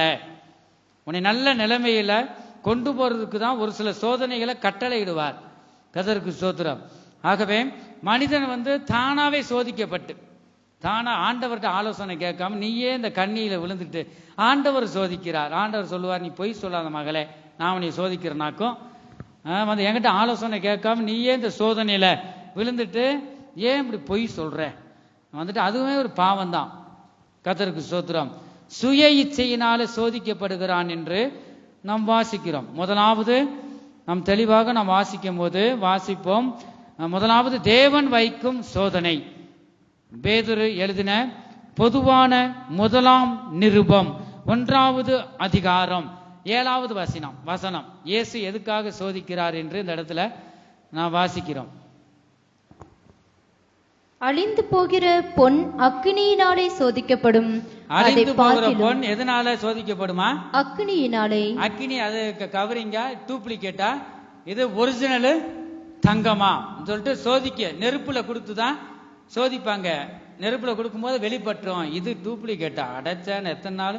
அது மாதிரிதான் விசுவாசிகள் வரும்போது நல்லா பார்வை, ஜெபம் எல்லாம் நடக்க, எல்லாம் பேச்சு எல்லாம் பரிசுத்தவான் மாதிரி காணப்படும். ரேஸ் ஆண்டவர் ஒரு தட்டி பார்க்கும் போது தான் அவங்க யாருன்னு அப்பதான் நம்மளை பற்றி மற்றவர்களுக்கு தெரியும். அதுபோல ஆண்டவர் சோதிக்கிறார். யோபை சோதிச்சார் பாத்தீங்களா, அவர் வெற்றி அடைந்தார். முன்னிலைமையும் பின்னிலைமை ஆசீர்வாதம் ரெட்டிப்பாக யோபுக்கு தந்தார் என்று பார்க்கிறோம். கர்த்தருக்கு ஸ்தோத்திரம். அப்படிதான் ஆண்டவர் வந்து சோதிக்கிறாரு. அழிந்து போகிற பொன் அக்கினியிலே சோதிக்கப்படும், அதை பார்க்கிலும் அதிக விலையேற பெற்றதா இருக்கிற உங்கள் விசுவாசம் சோதிக்கப்பட்டு, உங்கள் விசுவாசம் நீங்க ரட்சிக்கப்பட்டு நீங்க விசுவாசிகள் ஆகும்போது வந்து பரிசுத்த ஆவியின் அபிஷேகத்தை உங்களுக்கு தருகிறார். இருந்தாலும் என் மேல நீ பற்றுதலா இருக்கிறாயா, என் அன்பை விட்டு விலகி போயிட்டியா? ரேச ஒரு சோதனைய பிசாசு மூலமா தான் வந்து கட்டளை கொடுப்பார். அதுதான் நம்மளை தேடி வரும். பிசாசுக்கு பேர் சொல்லுங்க, சோதனைக்காரன், குற்றம் சாற்றுகிறவன். அவங்க சரியில்லை, இவங்க சரியில்லை, நீ பேச்சே சரியில்லைப்பா, நீ அவ எப்படி பேசுறா, அவன் எப்படி பேசுறான், சரியில்லை சொல்லிட்டு யார் சொல்லக்கூடாது? தேவனுடைய பிள்ளைய சொல்றீங்கன்னா உங்களுக்குள்ள யார் தான் இருக்கா? குற்றம் சாற்றுகிறவன், பிசாசு உங்களுக்குள்ள உட்கார்ந்து இருக்கான்னு அர்த்தம். கர்த்தருக்கு ஸ்தோத்திரம். தேவனுடைய பிள்ளை உயர்வோ தாழ்வோ ஒரு சில நேரங்கள்ல வந்து இருக்கிற அவங்க மேலே தப்பு இருக்கலாம், ஆனா நியாயம் விசாரிக்கிறவர் கர்த்தர் தான். அதை விட்டு நம்ம குற்றம் சாட்டக்கூடாது. ஊழியர்களும் சரி, தேவனிடமே ஒரு உடன் ஜெபம் பண்ணுவோம். ஆண்டவரே நான் சரியா தான் இருக்கேன், அவங்க சரியில்லை, அவ இப்படிலாம் பேசுறா, நீங்க சந்திங்க. அந்த ஜெபத்தை ஒருபோதும் கேட்க மாட்டா. இதெல்லாம் என்னதுதான்? குற்றம் சாட்டுகிறதை குறிக்கிறது. பிசாசு அவனுடைய குணங்கள் வேதத்துல அநேகம் இருக்கு, அதெல்லாம் நேரம் உள்ள சொல்றதுக்கு. சோதனைக்காரன், குற்றம் சாற்றுகிறவன் என்று நாம் பார்க்கிறோம். இந்த குற்றம் சாற்றுகிற அந்த கிரியைகள் இருக்கக்கூடாது. ரெண்டாவது சோதிக்கிற ஊழியக்காரர் ஒரு சிலர் சோதிப்பாங்க. இந்த வசனம் இதுல இருக்கா? அது ஏன் சொல்லப்பட்டிருக்கு? சோதிக்கிறது பாருங்க. யாரு பரிசுத்த வேதாகமத்துல இயேசு கிறிஸ்துவ சோதிப்பாங்க. யாரு? பரிசேயர், வேதபாரகர். அவங்கெல்லாம் நிலைமை என்ன ஆச்சு? அவங்களுக்கு ஐயோன்னு சொன்னார். கர்த்தருக்கு ஸ்தோத்திரம். ஆகவே சோதிக்கிறது, இந்த சோதனை வந்து பிசாசனுடைய கிரியைகளாய் இருக்கிறது. நம்ம கூட ஆண்டவருக்குள்ள வந்து எந்த அளவுக்கு வந்திருக்கிறோம் என்று கூட தேவன் சோதிக்கிறார். எப்படி? பிசாசுக்கு கட்டளையிடுறார். இந்த சோதிக்கிறது பிசாசனுடைய கிரியை தான். என் பிள்ளை கரெக்டா இருப்பான். யோபுக்கு சொன்னார், மறுதளிக்க மாட்டான், என்னை மறுதளிக்க மாட்டான், சாட்சி சொன்னார். இயேசுக்கு அவர் தேவன் சொன்னார். அதுபோலவே அவர் நடந்து கொண்டார். கர்த்தருக்கு ஸ்தோத்திரம். அது மாதிரி நம்ம விசுவாசம் பாருங்க, விசுவாசம் எந்த அளவுக்கு இருக்கு. யாராகிலும் ஒன்று சொல்லிட்டு சகிப்பு தன்மை இருக்கா? இப்ப இருக்குன்னா பரவாயில்ல, நம்ம விசுவாசம் வளர்ந்துருக்கு, சகிப்பு தன்மை இருக்கு, ஆண்டவர் சந்தோஷப்படுவாருங்க. கர்த்தருக்கு ஸ்தோத்திரம். அந்த இடத்துல அதான் பார்க்கிறோம். சோதிக்கப்படும், அக்னியினாலே சோதிக்கப்படும் அந்த பொன். அதை பார்க்கிலும் அதிக வெளியேற பெற்றதா இருக்கிற உங்கள் விசுவாசம் சோதிக்கப்பட்டு இயேசு கிறிஸ்து வெளிப்படும் போது, இயேசு கிறிஸ்து ஒரு நாள் வருவார். இயேசு கிறிஸ்து வெளிப்படும் போது உங்களுக்கு புகழ்ச்சியும் கனமும், உங்களுக்கு புகழ்ச்சியும் கனமும் மகிமையும் உண்டாகும்படி காணப்படும். ஹல்லேலூயா, கர்த்தருக்கு ஸ்தோத்திரம். ஆகவே அந்த புகழ்ச்சி எல்லாம் அவர் வரும்போது எல்லாம் கிடைக்கும். நான் உண்மையா இருப்போம். யாராவது சொல்லிட்டு துன்பப்படுத்துறவர்களுக்காக நீங்க ஜெபம் பண்ணுங்க, நீங்க சகித்து இருங்க. அப்படி இருக்கும்போது இந்த பூமியில பாருங்க, யாரும் நம்மளை புகழ வேண்டிய அவசியம் இல்லை. ஒரு ஜெப கூட்டத்தையும் விட மாட்டேங்கிறா, போயிடுறான், பரவாயில்லையே. மனுஷர் புகழ வேண்டிய அவசியம் இல்லை. தேவன் ஒருவர் நம்மளை காண்கிறார். அவர் வரும்போது நமக்கு தர வேண்டிய இந்த பலன், ஆசீர்வாதமும் புகழ்ச்சியும் இந்த பிதாவுக்கு முன்பாகவும் பிதாவின் தேவதூதர்களுக்கு முன்பாகவும் நம்முடைய நாமத்தை அறிக்கை பண்ணுவார். போன வாரம் நம்ம பார்த்தோம். கர்த்தருக்கு ஸ்தோத்திரம். ஆகவே இந்த புகழ்ச்சி தேவனிடத்திலிருந்து வரணுங்க. கர்த்தருடைய பரிசுத்த நாமத்திற்கு மகிமை உண்டாகட்டும். தேவன் ஆபிரகாமை சோதித்தார் என்று பார்த்தோம். இந்த ஆபிரகாம் தேவனை நம்பி அவர் வார்த்தையை விசுவாசித்தான். ஆகவே தேவன் ஆபிரகாமுக்கு உதவி செய்தார், எபெனேசராய் இருந்தார், அவர் ஜெயமாய் நடத்தி வந்தார். ரோமருக்கு எழுதின நிருபம் 4வது அதிகாரம் 21வது வசனத்தை நான் வாசிக்கும் பொழுது, ரோமருக்கு எழுதின நிருபம் 4வது அதிகாரம் 21. தேவன் வாக்குத்தத்தம் பண்ணினதை நிறைவேற்ற வல்லவராய் இருக்கிறார். தேவன் வாக்குத்தத்தம் பண்ணினதை நிறைவேற்ற வல்லவராய் இருக்கிறார் என்று, வல்லமை உள்ளவராய் இருக்கிறார் என்று, மிகுந்த சக்தி படைத்தவராய் இருக்கிறார். முழு நிச்சயமாய் நம்பி ஆபிரகாம் என்ன செஞ்சாரா? எனக்கு தேவன் வாக்குத்தத்தம் பண்ணினதை நிறைவேற்ற வல்லவராய் இருக்கிறார் என்று கொஞ்சம் நிச்சயம் இல்ல, முழு நிச்சயமாய் நம்பி தேவனை மகிமைப்படுத்தி. யாரை மகிமைப்படுத்தினாராம்? தேவனை. நாம் தேவனை மகிமைப்படுத்துறவர்களாய் இருக்க வேண்டும். தேவனை முழு நிச்சயமாக நம்பணுங்க. அநேகர் ஊழியர்களை நம்புவாங்க, அநேகர் பெரிய பெரிய சக்தி வாய்ந்தவர்கள் பதவியில இருக்கிறவங்களை நம்புவாங்க, பணம் பலம் இருக்கிறவங்களை நம்புவாங்க. அவங்கள நம்பக்கூடாது. இந்த ஆபிரகாம் யாராதான் நம்பினார்? தேவன் எனக்கு சொன்னார், எனக்கு தேவன் சொன்ன அந்த வாக்கு தத்தத்தை நிறைவேற்றி தர வல்லமையுள்ளவருங்க. அவர் வல்லமையுள்ளவராய் இருக்கிறார் என்று, மிகுந்த சக்தி வாய்ந்தவராய் இருக்கிறார் என்று முழு நிச்சயமாய் நம்பி தேவனை மகிமைப்படுத்தி விசுவாசத்தில் வல்லவனானான். ஹல்லேலூயா, விசுவாசத்தில் வல்லவனானான். அப்ப வல்லமை உள்ளவர்னா மிகுந்த சக்தி படைத்தவர். அப்ப அவரை நம்பினார் ஆபிரகாம். கடைசிக்கு ஆபிரகாம் என்னவா இருந்தாரு? விசுவாசத்துல வல்லவனானான். வல்லமை சக்தி படைத்தவராய் இந்த ஆபிரகாம காணப்பட்டார் என்று நாம் பார்க்கிறோம். கர்த்தருக்கு ஸ்தோத்திரம்.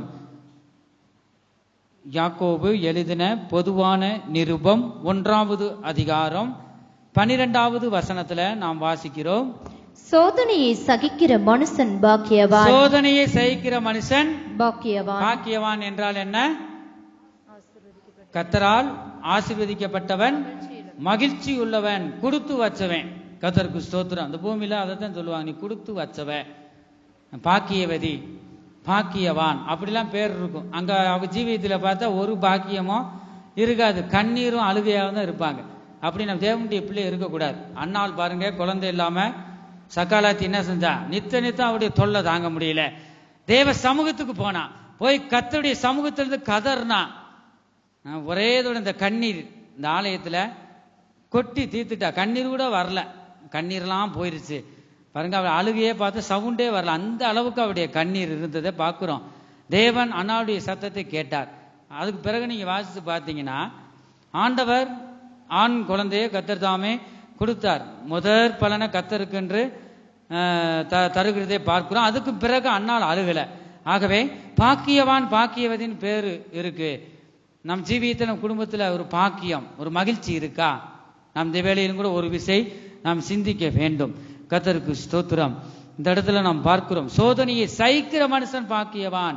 ஒரு சின்ன சோதனையை நம்மளால சகிக்க முடியல. ஏன் சோதனையின் வழியில நடத்துறாரு ஆண்டவர்?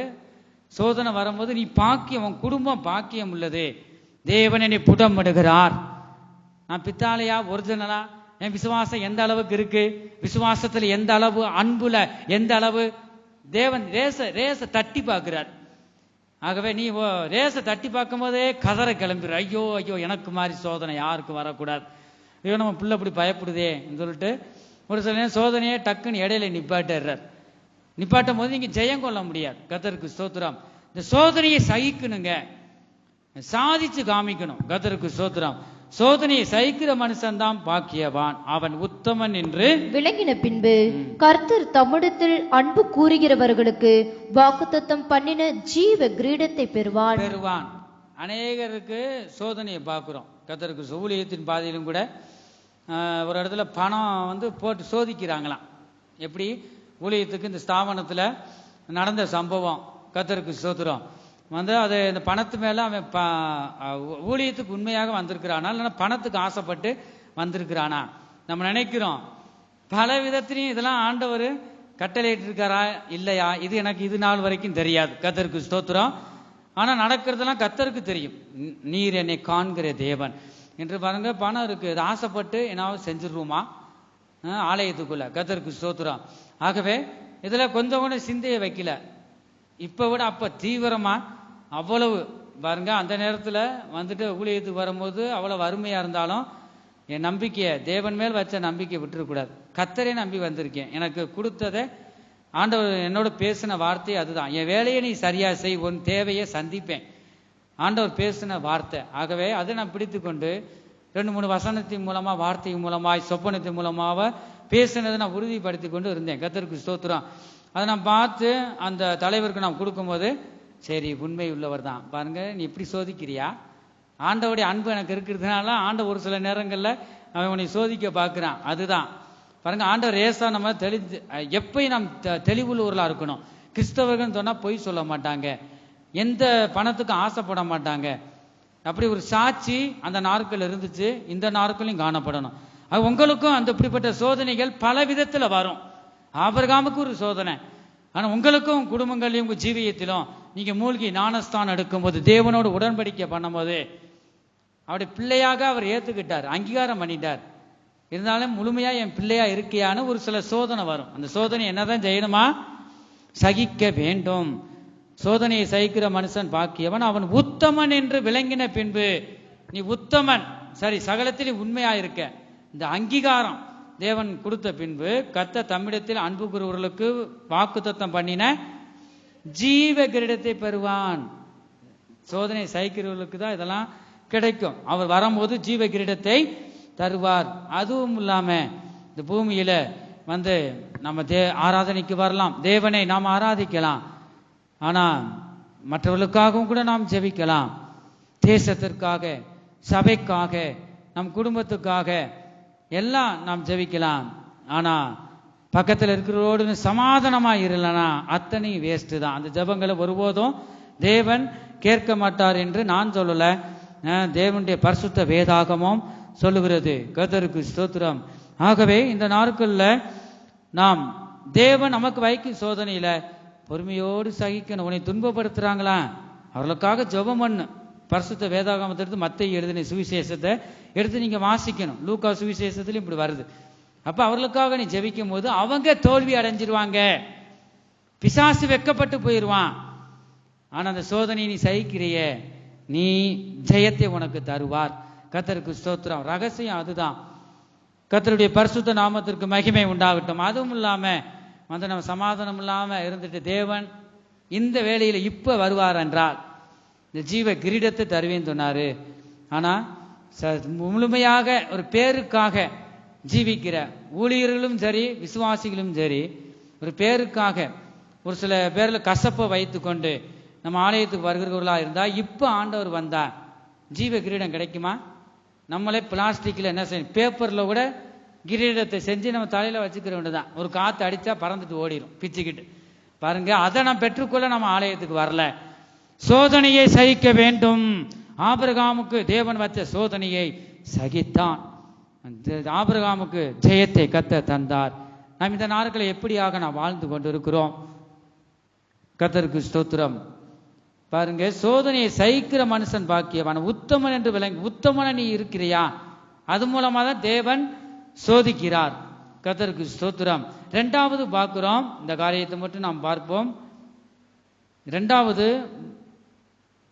மனுஷன் பாருங்க சுய இச்சையினாலே சோதிக்கப்படுகிறான். ஒன்னு, தேவன் சோதிக்கிற சோதனை ஜெயத்தை உண்டாக்கும்.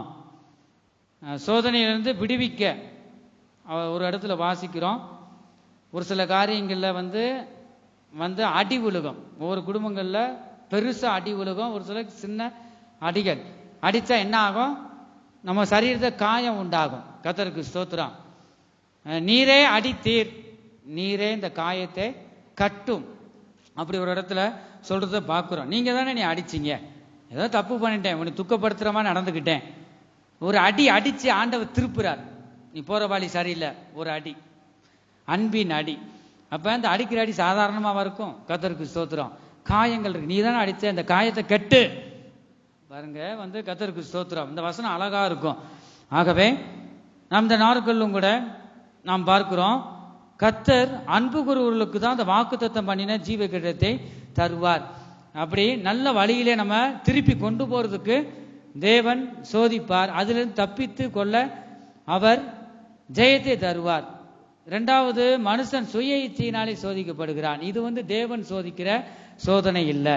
யாக்கோபு எழுதின பொதுவான நிருபம் 1வது அதிகாரம் 13-14.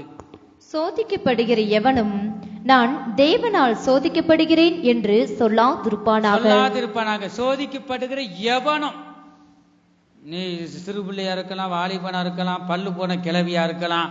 கர்த்தருக்கு ஸ்தோத்திரம். அந்த வசனம் என்ன இருக்கு? எவனும், யாராகிலும் இருக்கட்டும், சோதிக்கப்படுகிற எவனும் நான் தேவனால் சோதிக்கப்படுகிறேன் என்று சொல்லாதிருப்பானாக. இது நம்ம நாவல் அப்படி சொல்லி பாவம், இதெல்லாம் பாவம். யாராகிலும் இப்படி சொல்லி உண்டானால் நீங்க தேவ சமூகத்துல அறிக்கை செய்யுங்க, ஆண்டவர் தெரியாம நான் பேசிட்டேன். நம்முடைய தேவன் சோதிக்கிறவர் அல்லங்க. அப்படி ஒருபோதும் தேவன் என்னை சோதிக்கிறார் என்று சொல்லக்கூடாது என்று வேதம் சொல்லுது. தேவன் பொல்லாங்கினால், தேவன் பரிசுத்தர், பொல்லாங்கினால் சோதிக்கப்படுகிறவர் அல்ல, ஒருவனையும் அவர் சோதிக்கிறவரும் அல்ல. ஒருவரையும் சோதிக்கிறவனை சோதிச்சு அவர் என்ன செய்ய போறார்? கர்த்தருக்கு ஸ்தோத்திரம். ஆகவே பொல்லாங்கினால் தேவன் சோதிக்கிறவர் இல்லைங்க. கர்த்தருக்கு ஸ்தோத்திரம். ஒருவனையும் அவர் சோதிக்கிறவரும் அல்ல, அவனவன் தன் தன் சுய இச்சையினாலே இழுக்கப்பட்டு, அவனவன் தன் தன் சுய இச்சையினாலே இழுக்கப்பட்டு, சோதனை ஏதாவது சோதனை இழுக்கப்பட்டு இச்சையினால, அவனும் தன் தன் சுய இச்சையினால. ஒரு முடிவு எடுத்தாலும் சுயமா எடுக்கிறது, அது வேணும் ஊழியக்கார்ட்ட யாருக்கும் கேட்கறதே கிடையாது, தாய் இஷ்டம்தான். கர்த்தருக்கு ஸ்தோத்திரம். ஆண்டவர்கிட்ட ஆலோசனை கேட்கறது இல்லை. சோதனை வரும்போது ஐயோ என் குடும்பத்தில் மட்டும் இப்படிப்பட்ட சோதனை சொல்லிட்டு புலம்புவாங்க. வசனம் என்ன சொல்லுது? அவனவன் தன் தன் சுய இச்சையினாலே இழுக்கப்பட்டு சிக்குண்டு சுய இச்சையினாலே இழுக்கப்படுகிறான், இழுக்கப்பட்டு சிக்குண்டு சோதிக்கப்படுகிறான், சிக்குண்டு சீரழிகிறான். பாருங்க, சோதிக்கப்படுகிறான். தேவன் ஒருவனையும் சோதிக்கிறவர் இல்லைங்க. ஆகவே நாம் மனதில் வைத்துக் கொண்டு கர்த்தருக்கு ஸ்தோத்திரம், தெளிந்த புத்தி உள்ளவர்களாய் இருக்க வேண்டும். அவரவரை சுயத்துல தேவனே தலையிட மாட்டார் என்று பார்க்கிறோம். சுயத்துல அவரவர் சுய முடிவு எடுக்கிறது பிசாசனுடைய கிரியைகள். ஒரு பிள்ளைகள் இருக்கான, உங்களுக்கு தாய் தகப்பன் இருப்பாங்க. ஏதாவது நீங்க தொழில் ஆரம்பிச்சாலும் நீங்க யார்கிட்ட கேட்பீங்க? தாய் தகப்பன்ட்ட நிச்சயம் பிள்ளைங்க கேட்குங்க. கர்த்தருக்கு ஸ்தோத்திரம். ஆகவே நாம் எல்லாரும் தேவனுடைய பிள்ளைகள். நம்ம ஏதாவது ஒரு காரியத்தை துவங்கணும்னா யார்கிட்ட நம்ம கேட்கணுமா? சொல்லுங்க, யார்கிட்ட கேட்கணும்? தேவனிடம் நாம் கேட்க வேண்டும். அதை விட்டு பாருங்க, அவனவன் தன் தன் சுய இச்சையினால் இழுக்கப்பட்டு சிக்கண்டு சோதிக்கப்படுகிறான். நம்ம அநேகர் அப்படி நாம் பார்க்கிறோம். கர்த்தருக்கு ஸ்தோத்திரம். கடைசியாக இயேசு கிறிஸ்துவுக்கு வந்த சோதனையை இயேசு எப்படி ஜெயித்தார் என்று கடைசியாக இதை பார்த்து நாம் முடிக்கலாம். லூக்கா எழுதின சுவிசேஷம் 4வது அதிகாரம் 1-14 வரை நான் வாசிக்க கேட்போம். எல்லாருக்கும் சோதனை வந்துச்சு. கர்த்தருக்கு ஸ்தோத்திரம். நல்ல ஆலயத்துக்கு வர்றவங்களும் உண்மையானவங்களுக்கும் சோதனை. ஒரு சிலர் மனுஷரால் சுய இச்சையினால் இழுக்கப்பட்டு சோதிக்கப்படுறாங்க. அது பாருங்க அவங்களுடைய தப்பு. 3வது இயேசு கிறிஸ்துவுக்கு வந்த சோதனையை பாருங்களேன். இயேசு சோதிக்கப்படுகிறார். இந்த இடத்துல யாருனால? பிசாசினால சோதனை வருது. யாருக்கு? இயேசு கிறிஸ்துவுக்கு வந்த சோதனையை பற்றி நாம் பார்க்கிறோம். வாசிங்க. இயேசு பரிசுத்த ஆவியினாலே நிறைந்தவராய் யோர்தானை விட்டு திரும்பி இயேசு பரிசுத்த ஆவியினாலே நிறைந்தவராய். நீங்க மூழ்கி ஞானஸ்தானம் எடுக்கும்போது இயேசு கிறிஸ்து எந்த நதியில ஞானஸ்தானம் எடுத்தார்? யோர்தான் நதியில. ஞானஸ்தானம் தேவனோட உடன்படிக்கை. அதுக்கு முன்னாடி பிசாசோட உடன்படிக்கை நாம் பண்ணி இருந்திருப்போம். எல்லாருமே அப்படிதான். என்னைக்கு மூழ்கி ஞானஸ்தானம் எடுத்து ஞானஸ்தான சத்தியத்துக்கு நம்மை ஒப்பு கொடுக்கும் போது, ஞானஸ்தானம் எடுக்கும் போது பிசாசின் உடன்படிக்கை உடைத்து பாவத்துக்கு செத்து நீதிக்கு பிழைக்கிறோம். தேவன் நமக்குள்ள வாசம் செய்கிறார். ஆகவே இந்த இடத்துல அதை நாம் பார்க்கிறோம். முதலாவது ஞானஸ்தானம் யோர்தான் நதியில் எடுத்து பரிசுத்த ஆவியினாலே நிறைந்தவர். அப்ப ஞானஸ்தானம் எடுத்தவங்க நம்ம என்னதான் செய்யணும்? பரிசுத்த ஆவியின் அபிஷேகத்தை பெற்றுக்கொள்ளணும். உண்மையாக நீங்க பாவ அறிக்கை செஞ்சு ஞானஸ்தானம் எடுத்து போறவங்க கூட எத்தனை பாவம், எத்தனை மீறுதல்கள் அந்த வாயினால முக்குறுனி வாயா பேசியிருப்போம். தேவனுக்கு பிரியமில்லாத துக்கப்படுத்துற வார்த்தைகள். அப்படி இருக்கக்கூடாது. கர்த்தருக்கு ஸ்தோத்திரம். ஆகவே பரிசுத்த ஆவியினால் நிறைந்தவராய். அப்ப அதுல ஒரு ஞானஸ்தானம் எடுத்த பிறகு ஒரு சிலருக்கு அப்படி தொட்டிலேயே கூட எடுக்கும் போது பரிசுத்த ஆவி இறங்கினதை அநேக இடங்கள்ல பார்க்கிறோம். ஞானஸ்தானம் எடுத்த பிறகு இந்த பரிசுத்த ஆராதனையில வந்து கலந்து கொள்ளும் போது அநேகர் வீடுகள்லையும் இருந்து பெற்றுக்கொள்றாங்க. கர்த்தருக்கு ஸ்தோத்திரம். அதுக்கு நீங்க ஸ்தோத்திரம் பண்ணணும். ஸ்தோத்திர பலி எடுக்கிறவன் தேவனை மகிமைப்படுத்துகிறான். ஸ்தோத்திரம் ஸ்தோத்திரம் சொல்லும் போது கர்த்தருடைய மகிமை இறங்கும். ஆண்டவர் எனக்கு அப்படிதான் தந்தார். கர்த்தருக்கு ஸ்தோத்திரம். ஆகவே ஸ்தோத்திரம் பண்ணாம வாய்க்கு வந்தவர் உளறிடக்கூடாது. கர்த்தருக்கு ஸ்தோத்திரம். ஆகவே கிடைக்கும் போது வாய் சொல்லட்டும். எனக்கெல்லாம் பிள்ளை சொல்லட்டும் இல்லை.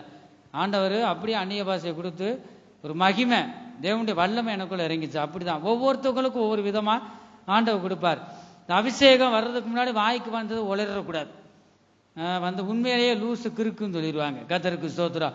ஆகவே பரிசுத்த ஆவியானவர் ஊற்றுகிற அது ஒரு மனிதன் பரிசுத்த ஆவி ஊற்றப்பட்டுட்டு அவங்க வாயில கெட்ட வார்த்தை வராது. செய்கையெல்லாம் வந்து அவங்க செயல்பாடுகள்லாம் பரிசுத்தமா இருக்கும். ஞாயிற்றுக்கிழமை எந்த விசேஷம் இருந்தாலும் ஞாயிற்றுக்கிழமை ஒரு கிறிஸ்தவன் போக மாட்டான். ஜெபம் முடிஞ்சிட்டு நீங்க போகலாம். கர்த்தருக்கு ஸ்தோத்திரம். ஆகவே தேவன் எது எது வேணான்னு சொல்றாரோ அதை செய்யவே மாட்டாங்க. எனக்கு அபிஷேகத்தை கொடுத்தா ஏதாவது நீ உளறிக்கிட்டு இருந்தானா இதை தேவன் அங்கீகரிக்க மாட்டார். முதலாவது அவர் அங்கீகரிக்க மாட்டார். கர்த்தருக்கு ஸ்தோத்திரம். அதை மனதில் வைத்துக்கொண்டு பொறுமையோடு நீங்க என்ன செய்யணும்? காத்திருக்கணும். வசனம் அதுதான். 120 பேர் மாடியில சீசருக வந்து இயேசு உயிர் தெழுந்து போன பிறகு நீங்க காத்திருங்க, எருசலேமிலே காத்திருங்கன்னு சொன்னார். அது வந்தபடி டக்கு வாயில வந்தபடி பேசல. மனுஷர் காணும்படியாக மனுஷருக்கு என்னை அபிஷேகம் பெற்றிருக்கேன்னு அவங்க பெருமையா பேசட்டும், பாஸ்டர் பார்க்கட்டும் நினைக்கிறதுக்காக அல்ல. தேவன் அங்கிருந்து வரணும். எங்க இருந்து வரணும்? வந்து உன்னதத்திலிருந்து ஊற்றப்படுகிற அந்த ஆவியானவர் நம்மை ஆளுகை செய்யணும். கர்த்தருக்கு இருக்கும் என்று நாம் பார்க்கிறோம். கர்த்தருடைய மகிமை உண்டாகட்டும். நம்முடைய ஜீவியம் எப்படிப்பட்டதாக இருக்கிறது என்று நாம் சற்று நேரம் நாம் பார்ப்போமாக. இயேசு கிறிஸ்து பாருங்க, பரிசுத்த ஆவியினாலே நிறைந்தவராய் யோர்தானை விட்டு திரும்பி ஆவியானவராலே வனாந்தரத்துக்கு கொண்டு போகப்பட்டு 40 நாள் கூட வரார். ஆவியானவராலே வனாந்தரத்திற்கு கொண்டு போகப்பட்டு 40 நாள் பிசாசினால் சோதிக்கப்பட்டார். ஒரு நாள் 2 நாள் இல்ல, எத்தனை நாள்? 40 நாள். யாருனால? பிசாசினால் சோதிக்கப்பட்டார். அந்த நாட்களில் அவர் ஒன்றும் புசியாதிருந்தார். அந்த நாட்கள் முடிந்த பின்பு அவருக்கு பசி உண்டாயிற்று. அப்பொழுது பிசாசு அவரை நோக்கி, நீர் தேவன் குமாரனே 40 நாள் இருந்தார். கூட ஆவியானவர் வனாந்தரத்துக்கு கொண்டு ஆவியானவர் இயேசு கிறிஸ்துவோட கூட போறார், பலப்படுத்துறார். 40 நாள் இருந்த இரவும் பகலும் உபவாசமா இருந்த இயேசு கிறிஸ்து பாருங்க, முடிந்த உடனே அவருக்கு பசி உண்டாயிற்று. அது ஒரு சோதனை.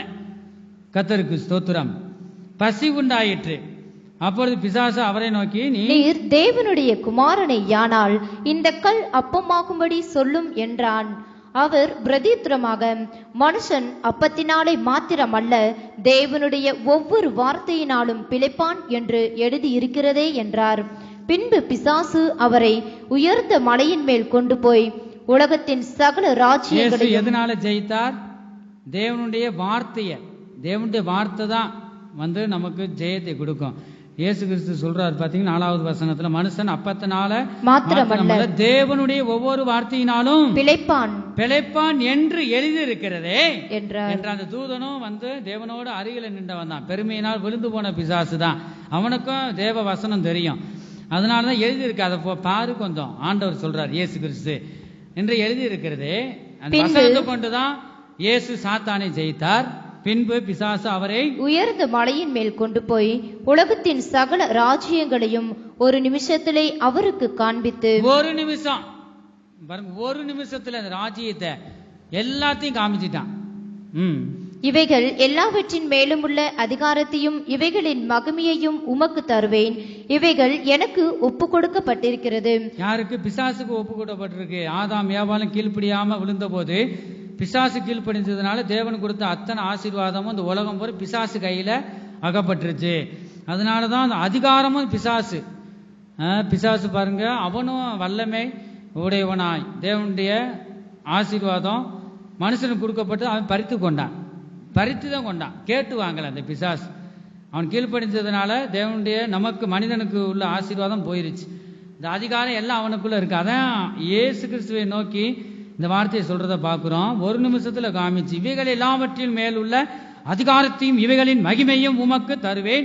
இவைகள் எனக்கு ஒப்பு கொடுக்கப்பட்டிருக்கிறது. எனக்கு ஒப்பு கொடுக்கப்பட்டிருக்கு. இப்ப எனக்கு இஷ்டமானவனுக்கு இவைகளை கொடுக்கிறேன். எனக்கு இஷ்டமானவனுக்கு என்ன செய்றேன்?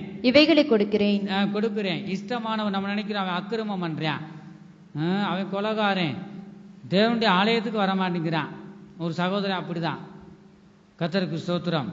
அம்பானி கூட என்ன செய்யறான்? வந்து கோடீஸ்வரனா இருக்கியான்.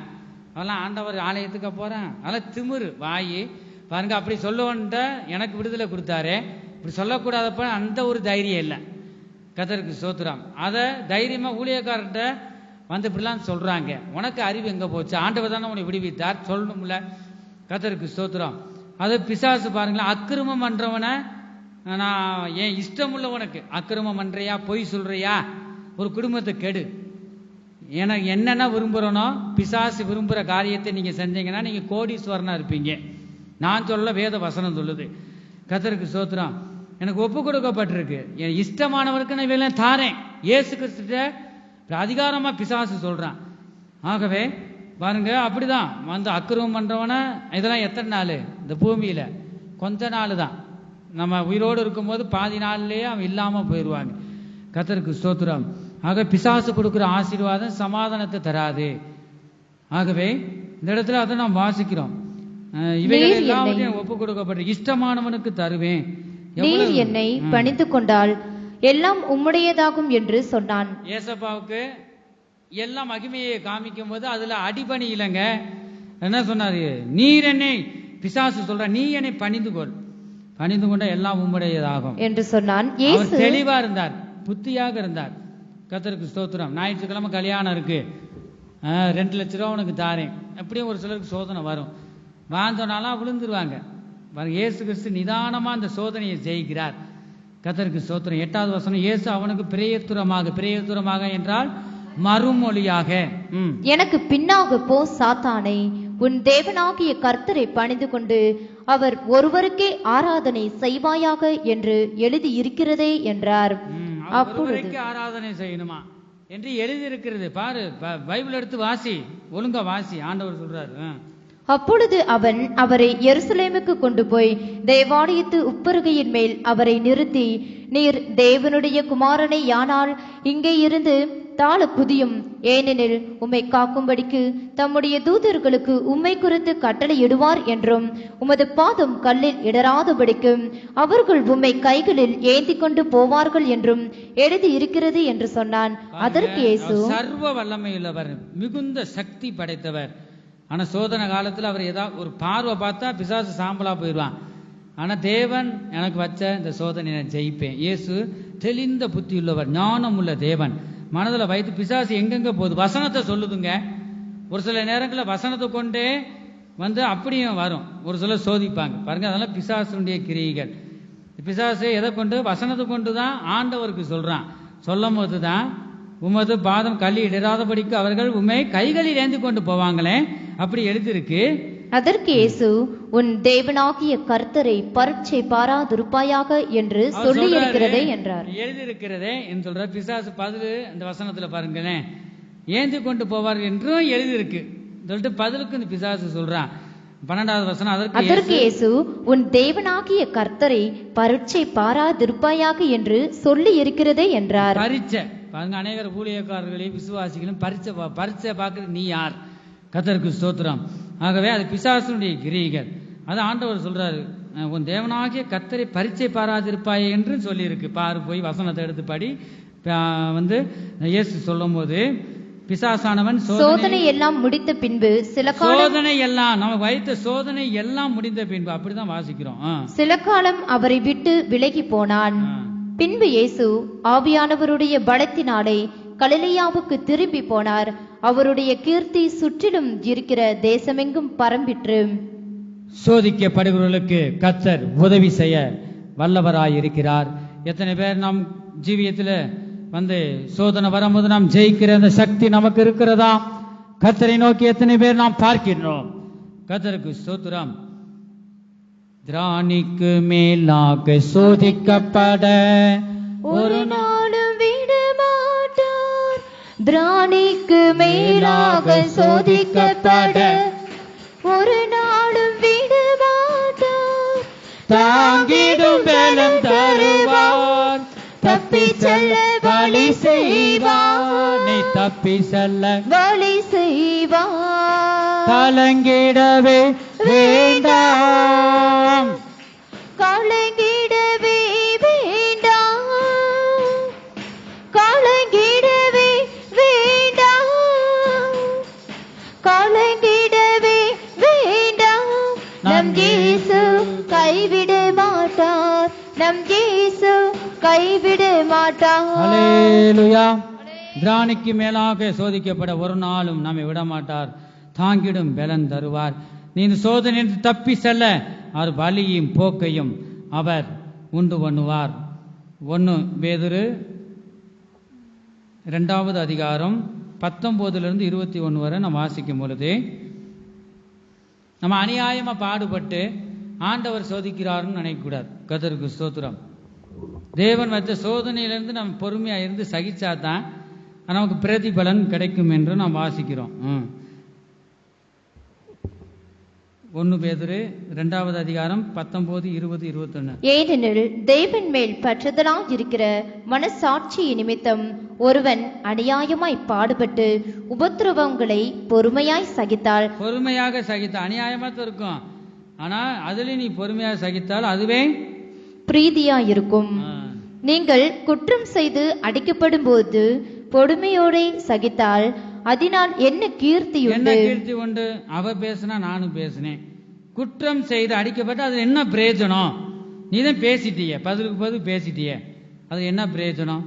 அனைவர் அப்படிதான், ஜீவியம் அப்படிதான் இருக்கு. நீங்க குற்றம் செஞ்சுட்டேன், குற்றம் செய்து அடிக்கப்படும் போது அதுல என்ன? பொறுமையோடு சகித்தால் அதனால் என்ன கீர்த்தி உண்டு? நீங்கள் நன்மை செய்து பாடுபடும் போது, நன்மை செய்து பாடுபடணுங்க, அதை உண்மையான கிறிஸ்தவன் என்று பார்க்கிறோம். நன்மை செய்து பாடுபடும் போது பொறுமையோட சகித்தால் அதுவே தேவனுக்கு முன்பாக பிரீதியாயிருக்கும். அல்லேலூயா. இதற்காகவே நீங்கள் அழைக்கப்பட்டும் இருக்கிறீர்கள். ஏனெனில் கிறிஸ்துவும் உங்களுக்காக பாடுபட்டு நீங்கள் தம்முடைய அடிச்சுவடுகளை தொடர்ந்து வரும்படி உங்களுக்கு மாதிரியை பின் வைத்து போனார். அவர் பாவம் செய்யவில்லை. இதெல்லாம் ஒரு மாதிரி ஆண்டவர் பின் வைத்து போனார். ஆகவே சோதனைகள் பாடுகள் வரும்போது நீ பின்வாங்கி போகக்கூடாது. கர்த்தருக்கு ஸ்தோத்திரம். அப்படி இந்த ஊழியத்திலும் கூட நம்ம பார்க்கிறோம். அடியனுக்கு வந்த சோதனையை பார்க்கும்போது வேண்டான்னு எங்க போக முடியும்? கர்த்தருக்கு ஸ்தோத்திரம். ஊழியம்தான். இந்த தலை மண்ணில் போற வரைக்கும் நம்முடைய ஊழியத்துக்கு என்னை அர்ப்பணிக்கிறேன். ஆண்டவரே, 18 வயசுல ஒப்பு கொடுத்து எத்தனோ வருஷம் கழிச்சு தான் எந்த ஜெயமும் இல்லை, எந்த வேலை கொடுத்தாலும் தோல்வி. நான் உடனே என் ஊழியத்துக்கு அழைச்சிருக்கேன். ஆண்டவர் பேசினேன் எத்தனோ வருஷத்துக்கு பிறகும், இப்போ 11 வருஷம் ஆகுது. கர்த்தருக்கு ஸ்தோத்திரம். எவ்வளோ இந்த ஊழியத்தின் பாதியில எத்தனோ வியாதிகளும் பாருங்க, என் ஜீவியத்தில் எத்தனோ சோதனைகளும் தேவன் வைக்கும் போதும் கூட மனது வெறுக்கத்தான் செய்யும். மற்றவர்களுக்காக ஜெபிக்கும் போது அவங்க சுகம் அடைகிறாங்க. என் ஜெபத்தை ஆண்டவர் கேட்டு அவங்களுக்கு பதிலே தராங்க. என் சரீரத்திலேயோ கர்த்தருக்கு ஸ்தோத்திரம், சாப்பிட்றதுக்கும் மற்றபடி எந்த குறைவும் இல்லை. இந்த சரீரத்தில் பலவீனங்கள் ஏன் வருது? ஒரு சில நேரங்களில் ஏன் இப்படி ஆண்டவர் ஏன் இப்படி அனுமதிக்கிறீங்க? நீங்கள் என்னை சரிப்படுத்துறீங்க ஆண்டவரே, இப்படி தொடர்ந்து இருக்கக்கூடாதே. நான் ஆண்டவர்கிட்ட இப்படிலாம் கேட்டிருக்கேன். கர்த்தருக்கு ஸ்தோத்திரம். வேண்டாம், ஊழியத்தை விட்டே போயிடுவோமா? எங்கே போவேன்? அந்த வார்த்தை தான் வந்துச்சு. தலை மண்ணில் போகிற வரைக்கும் ஊழியம். இந்த வார்த்தை என்னையா அடிக்கடி என் கண்ணு முன்னாடி வரும். நான் எங்கே போவேன் ஆண்டவரே? உபத்திரவங்கள் வரும்போது, சோதனைகள் வரும்போது நீங்கள் தானே. ஒரே ஒரு இடம் நீங்கள் இருக்கிற அந்த இடத்துக்கு தான் கடைசியாக, அங்கே தான் நான் போக முடியும். நான் எங்கே போவேன்? கர்த்தருக்கு ஸ்தோத்திரம். சொந்த பந்தம் யாவரும் வந்து கைவிட்டாங்க. போகிறதுக்குன்னு ஒரு இடம் இந்த பூமியில் எனக்கு ஒன்றும் இல்லை. நீ தான் எனக்கு தஞ்சம். அப்படி தான் நீங்கள் நினைக்கிறீங்க. ஊழியக்கார், பாஸ்டரு, தேவனுடைய ஊழியக்கார், அவருக்கு எந்த சோதனையும் இல்லை, நல்ல சுகமாக இருக்காங்க நீங்கள் நினைக்கிறீங்க. கர்த்தருக்கு ஸ்தோத்திரம். என்னை புடமிட்டு விசுவாசத்தில் நான் கெட்டு போகாதபடிக்கு, இந்த பூமியில் நான் அழிந்து போகாதபடி, பண ஆசையில் மற்ற இச்சையில் விழுந்து போகாதபடிக்கு என்னை பாதுகாக்கவே கர்த்தர் இப்படிப்பட்ட பாடுகளையும் சோதனையும் எனக்கு தேவன் அனுமதித்திருக்கிறார் என்று தேவன் எனக்கு உணர்த்தினார். அந்த வார்த்தையை பிடித்து கொண்டு நான் சென்று கொண்டே இருக்கிறேன். ஆகவே இந்த சரீரம் ஒரு நாள் அழிந்து போகிறது தான் அந்த பூமியில். ஆண்டவரே, என்னை புடமுடுறீங்க ஆண்டவரே, எனக்கு பலனை தாங்க என்று ஆண்டவரை நான் கேட்டுக்கொண்டு இருக்கிறேன். ஆகவே நம்ம சோதனை எல்லாருக்கும் இந்த பூமியில், ஊழியர்களுக்கும் விசுவாசிகளுக்கும் சோதனை. தேவன் ஏன் சோதிக்கிறார்னா நம்ம புடமிடுறார், நம்மளை பரிசுத்தமாக்கவே, நம்மளை சீர்படுத்தி ஸ்திரப்படுத்தி அந்த சியோனில் சேர்க்கவே கர்த்தர் நம்ம சியோனாய் எருசலேமாய் மாற்றுவதற்காகவே ஆண்டவர் இப்படிப்பட்ட சோதனையை அனுமதிக்கிறார். அதெல்லாம் பொறுமையோடு நாம் சகிக்க வேண்டும். கர்த்தருக்கு ஸ்தோத்திரம். கர்த்தர் நீ இப்படிப்பட்ட சோதனை நேரத்திலும் கூட கர்த்தர் உனக்கு ஆதரவாய் இருப்பார். உன்னை ஏந்துவேன் என்று சொன்னார், உன்னை சுமப்பேன் என்று சொன்னாரே, உன்னை தப்புவிப்பேன், உன்னை விடுவிப்பேன். இதுக்கெல்லாம் வசனம் இருக்கு, நேரம் இல்லாததுனால நாம் பார்ப்போம். உன்னை தேற்றுவேன், உன்னை பராமரிப்பேன், உன்னை குணமாக்குவேன் என்று அநேக வார்த்தையினாலும் தேவன் நம்மளை தேற்றுகிறார். ஆதலால் அவர் தாமே சோதிக்கப்பட்டு பாடுபட்டதினாலே அவர் சோதிக்கப்படுவர்களுக்கு உதவி செய்கிறவராய், உதவி செய்ய வல்லமையுள்ளவராய் இருக்கிறார் என்று நாம் கேட்டோம். எல்லாரும் எழுந்து நிற்பமாக, இந்த திருவார்த்தைக்கு நம்மை ஒப்பு கொடுப்போமாக. நாம் கேட்ட வசனத்துக்கு நம்மை ஒப்பு கொடுப்போம். அல்லேலூயா. ஆண்டவரே இயேசுவே,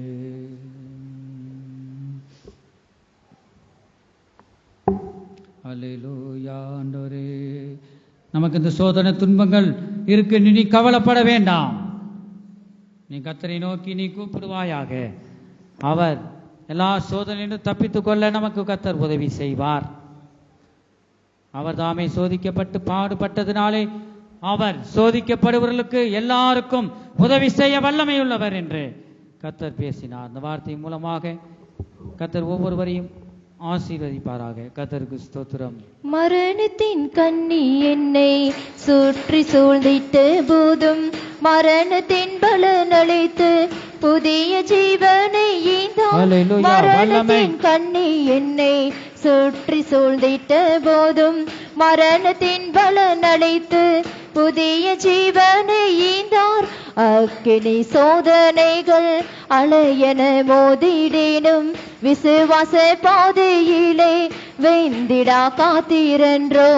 அக்கினி சோதனைகள் அலையென மோதிடேனும் விசுவாச பாதையிலே வெந்திடா காத்திரன்றோம்.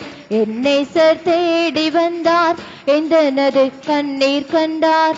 ஏழை என்னோடு கூடவே இருந்தாரே. என்னை சர் தேடி வந்தார், எந்தனது கண்ணீர் கண்டார்.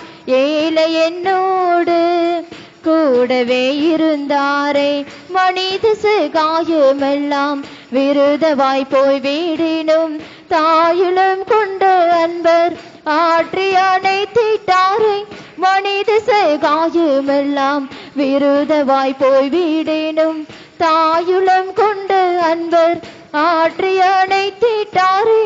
அன்பின் அடிகளாலும் ஆறுதல் மொழிகளாலும் இன்னும் அவரை கிட்டி சேர உதவினாரே. அன்பின் அடிகளாலும் ஆறுதல் மொழிகளாலும் இன்னும் அவரை கிட்டி சேர உதவினாரே. தேடி வந்தார், எந்தனது கண்ணீர் கண்டார். ஏழை என்னோடு கூடவே இருந்தாரே. சேனையின் கர்த்தரவர், பராக்கிரமசாலி அவர். சும்மாயிரே உனக்காய் யுத்தம் செய்வேன் என்றாரே. சேனையின் கர்த்தரவர், பராக்கிரமசாலி அவர். சும்மாயிரே உனக்காய் யுத்தம் செய்வேன் என்றாரே. எனக்காய் யுத்தம் செய்து ஜெயமதை வாங்கி தந்தார். வாழ்நாளெல்லாம் அவரை போற்றி பாடுவேன். எனக்காய் யுத்தம் செய்து ஜெயமதை வாங்கி தந்தார். வாழ்நாளெல்லாம் அவரை போற்றி பாடுவேன். ஹல்லேலூயா. நம்முடைய தேவன் சோதிக்கப்படுவர்களுக்கு அவர் உதவி செய்ய வல்லமையுள்ள தேவனாய் எபெனேசராய் அவர் நம்மத்தில் அவர் பேசினார். ஹல்லேலூயா. ஸ்தோத்திரம் ஸ்தோத்திரம் ஸ்தோத்திரம் ஸ்தோத்திரம் ஸ்தோத்திரம். வியாதியில் விடுதலை தருபவர் அவர் நல்லவர் வல்லவரே. நம் பாவத்தை மன்னிக்கும் பரிசுத்தர் அவர் நல்லவர் வல்லவரே. அவர் நல்லவர் சர்வ வல்லவர், அவர் கிருபை என்றும் உள்ளதே. அவர் நல்லவர் சர்வ வல்லவர், வல்லமை தேவ வல்லமை நம்மை முழுமையாக நாம் ஒப்பு கொடுப்போமாக. கேட்ட வசனத்துக்கு நம்மை ஒப்பு கொடுப்போமாக. நீ உதவி செய்ய வல்லமை உள்ளவர், மிகுந்த சக்தி படைத்தவர். ஹல்லேலூயா. அவர் என்றென்று மாறாதவர். சோத்திரம் சோத்திரம் சோத்திரம் சோத்திரம். கர்த்தர் நம்மோடு பேசின ஜீவனுள்ள வார்த்தைகளுக்காய் கரங்களை தட்டி கர்த்தரை ஸ்தோத்தரிப்போம். சோத்திரம் சோத்திரம் சோத்திரம் சோத்திரம். எல்லா துதிகான மகிமையும் பிதா குமாரன் பரிசுத்த ஆவியானவருக்கே கொடுத்து கர்த்தரை ஸ்தோத்தரிப்போம். சோத்திரம் சோத்திரம் சோத்திரம் சோத்திரம். எங்கள் அன்பின் இயேசுவே, நாங்களுமே துதிக்கிறோம் ஸ்தோத்தரிக்கிறோம். அப்பா கர்த்தாவே, ஆரம்பம் முதல் முடிவு வரை ஒவ்வொரு பகுதியிலும் நீங்க நடத்தி தந்தபடி கிருபைகளுக்காக ஸ்தோத்திரம். கர்த்தாவே ஸ்தோத்திரங்க வந்திருக்கிற ஒவ்வொருவரையும், பெரியோர் முதல் சிறியோர் வரைக்கும் ஒவ்வொருவரையும் பேர் பேராய் நீங்க ஆசீர்வதிங்க. என்ன சூழ்நிலையோடு இப்படி சமூகத்துக்கு வந்தார்களோ ஆண்டவரே, அந்த சூழ்நிலைகள் எல்லாம் மாறி கர்த்தாவே ஜெயம் கொடுக்கும் கர்த்தர் ரெட்டிப்பான நன்மையை தந்து வழி நடத்துங்க. அவரை கையிட்டு சேர வேலையை நீங்க ஆசீர்வதிங்க. கர்த்தாவே ஸ்தோத்திரம். கர்த்தர் உன்னை மேன்மையாக வைப்பார், அவர் நன்மையானதே தருவார். இந்த வசனத்தின்படி கர்த்தாவே வழி நடத்துங்கப்பா. உதவி செய்யும், இம்மட்டும் உதவி செய்யும் எபெனேசராய் ஆண்டவரே கர்த்தா, எங்கள் ஒவ்வொரு இருதயங்களிலும் வீடுகளிலும் நீங்க ஆளுகை செய்யுங்க. கர்த்தாவே ஸ்தோத்திரம். ஆண்டவரே, ஒரு நாள் நீங்க வருவீங்க ஆண்டவரே ஸ்தோத்திரம். அந்த தேவ எக்கால சத்தம் கேட்கும். அப்ப நாங்கள் உண்மை சந்திக்க எங்களை ஆயத்தப்படுத்துங்க. துதி கனம் மகிமையும் எல்லாம் உமைக்கே செலுத்துகிறோம். இயேசு கிறிஸ்துவின் மூலமாய் வேண்டிக் கொள்கிறோம் நல்ல பிதாவே, ஆமே. நாம் தொடர்ந்து சொல்லுவோம், என் ஆத்துமாவை கர்த்தரை ஸ்தோத்தரி, என் முழு உள்ளமே அவருடைய பரிசுத்த நாமத்தை ஸ்தோத்தரி. சகல உபகாரங்களையும் மறவார். ஆமேன். கர்த்தராகிய இயேசு கிறிஸ்துவுடைய கிருபையும் தேவனுடைய அன்பும் பரிசுத்த ஆவியினுடைய ஐக்கியமும் அவருடைய பாதுகாவலும் நம் அனைவரோடும் கூட என்றென்றைக்கும் சதா காலங்களிலும் இருப்பதாக. ஆமேன். ஹல்லேலூயா. ஹல்லே